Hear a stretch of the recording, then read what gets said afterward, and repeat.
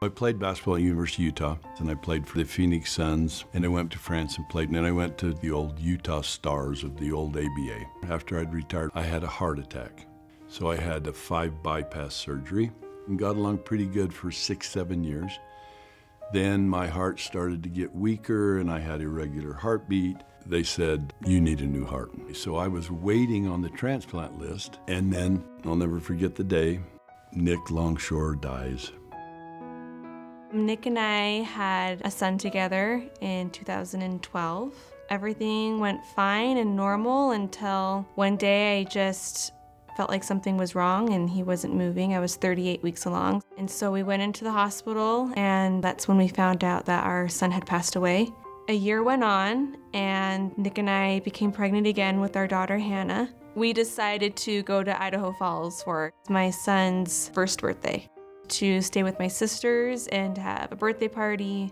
Later that day, my brother-in-laws decided to take Nick out to go four-wheeling. My sister called me. She said Nick was in an accident. He had an open book pelvic fracture. A few hours go by and something went really wrong. He had a pulmonary embolism and he went into cardiac arrest. Here I was, 20 weeks pregnant on the day our son passed away, and my husband's gone. My name popped up on the computer because I leapfrogged 30, 40 people that are on that list waiting, because Nick was 6'5", 280. I'm 6'5", 280. Like 3% of the population is this size. It was another amazing miracle that happened. I want Ken to know that I'm grateful for him. I want him a part of our lives forever.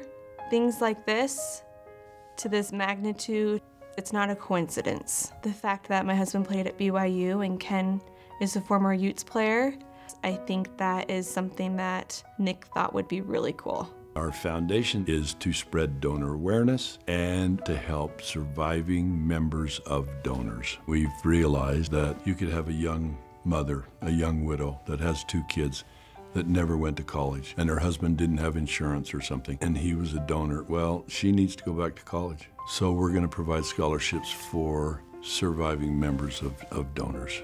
Nick Longshore and other donors, but in my case especially Nick, is a hero. He saved my life. I will pay tribute to them the rest of my life. I love BYU all of a sudden a lot. All I ever wanted was for my husband's heart to go to somebody who was grateful and wanted to keep a relationship with the family, and for him to go above and beyond is amazing.